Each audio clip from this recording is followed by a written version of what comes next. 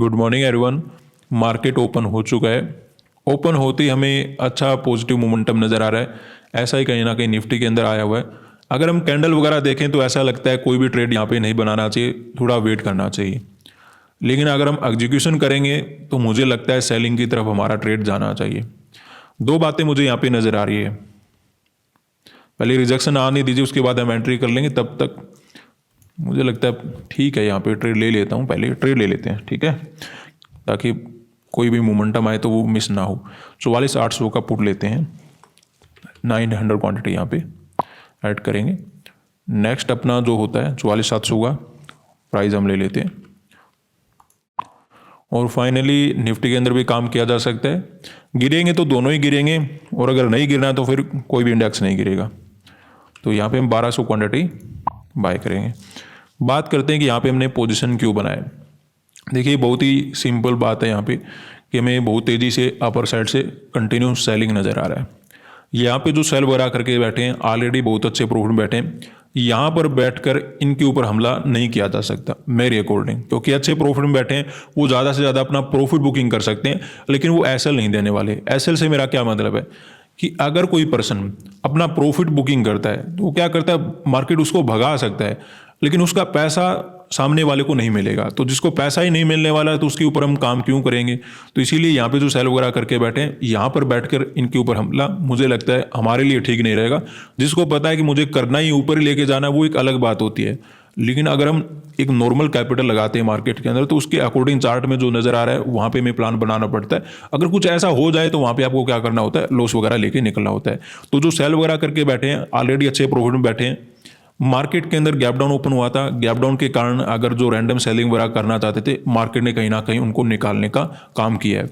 उसके बाद मार्केट के अंदर में क्या नज़र आ रहा है कि निफ्टी और बैंक निफ्टी के अंदर कहीं ना कहीं दोनों में पॉजिटिव मोमेंटम नज़र आ रहा है। ऊपर हमारे पास है 45,000 का लेवल, तो यहाँ से अगर ऊपर जाएगा तो कहीं ना कहीं प्रॉब्लम तो देखिए हमारे लिए क्रिएट हो सकता है। अदरवाइज इस चार्ट में अगर आप देखोगे तो मार्केट के अंदर बाइंग का मोमेंटम हुआ, यानी कि गैप डाउन ओपन होती है, अगर कोई सेल करना चाहता था उनके मार्केट एसएल खा गया।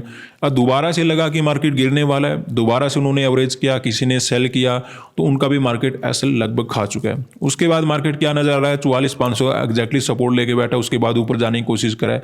अगर ये 45,000 के ऊपर जाएगा तो मुझे लगता है कि बायर ही काम करने वाले हैं। सेलर क्या करेंगे, प्रॉफिट बुकिंग करेंगे ज़्यादा से ज़्यादा, तो इतना यहाँ पे काम होने वाला है। तो एक रिजेक्शन वगैरह का मोमेंटम देखने को मिल सकता है। क्यों देखने को मिल सकता है, क्योंकि कुछ एसएल वगैरह क्रिएट हो गए होंगे और दोनों इंडेक्स कहीं ना कहीं पॉजिटिव मोमेंटम करने की कोशिश करें, तो इसके अकॉर्डिंग हम कुछ ना कुछ पुट साइड में मोमेंटम एक्सपेक्टेड कर सकते हैं। अब दूसरी बात पे आ जाते हैं। अब देखिए मान लेते हैं कि हम यहाँ पे पुट ना लेकर कॉल में चले जाते हैं। मान लेते हैं एक बार के लिए कि हम यहाँ पे कॉल ले लेते हैं, तो उसमें क्या होगा कि मार्केट अगर गिर गया तो जब लॉस होगा तो ज़्यादा रिग्रेट होगा। लेकिन अगर हमने यहाँ पे पुट ले रखा है और मार्केट अब ऊपर भी चला जाए और हमारा लॉस भी हो जाए, तो कम से कम ये तो लगेगा कि हमने मार्केट के साथ ही चलने की कोशिश किया।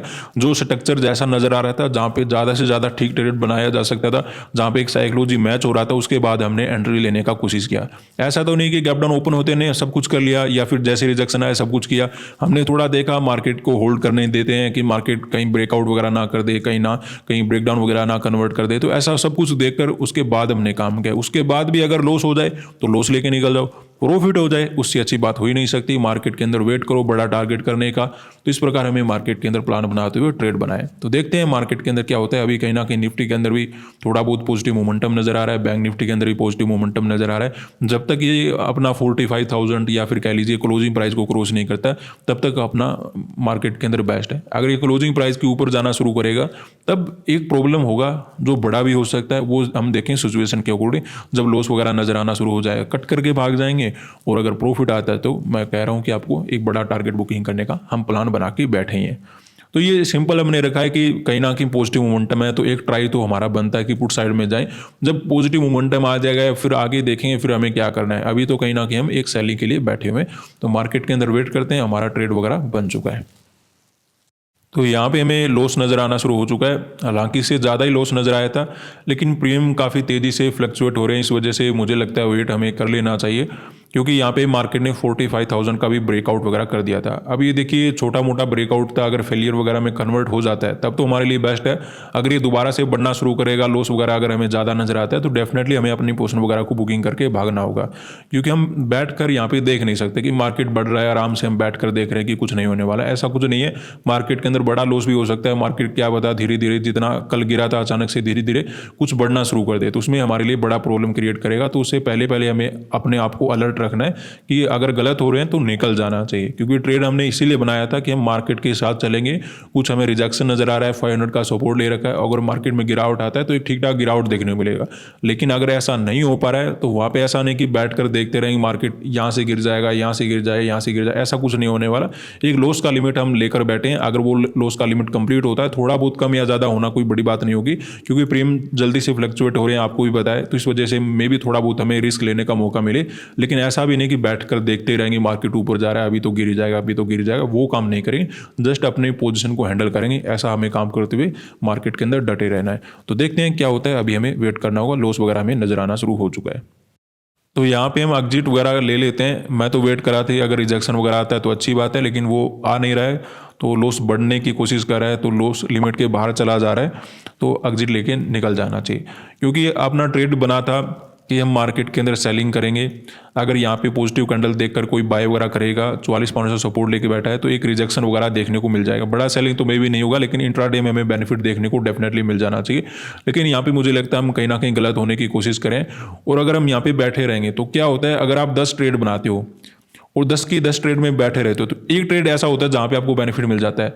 अदरवाइज 8 से 9 ट्रेड ऐसे होंगे जहाँ पे आपका बड़ा लॉस होगा। तो बड़े लॉस लेने से अच्छा है कि जो भी हमें एक लिमिट तक तो हमने वेट किया कि अगर छोटा मोटा ब्रेकआउट होता है, फेलियर वगैरह में कन्वर्ट होता है, तब तक तो हम वेट कर सकते हैं। लेकिन अब ये कहीं ना कहीं ज़्यादा ही बढ़ने की कोशिश करें तो अब बैठ कर देखने से कोई बेनिफिट हमें मिलेगा नहीं। हमने गलती यही किया कि बायर को समझा नहीं, बायर ने जल्दबाजी नहीं किया होगा कि बाय करेंगे, वो थोड़ा मोमेंटम आने का वेट करेंगे। यहाँ पे इनको भी डर लग रहा होगा कहीं ना कहीं क्लोजिंग प्राइस का रेजिस्टेंस है, तो कहीं ना कहीं सैलरी आने की कोशिश कर रहे थे और वहीं पे हमारा ट्रेड बन गया। अब देखिए यहाँ पे जो सेल वगैरह करके बैठे हैं, अभी भी इनको टारगेट नहीं किया जा सकता। ज़्यादा से ज़्यादा वो क्या कर रहे होंगे, अपना प्रॉफिट बुकिंग कर रहे होंगे, इससे ज़्यादा उनका कुछ है नहीं।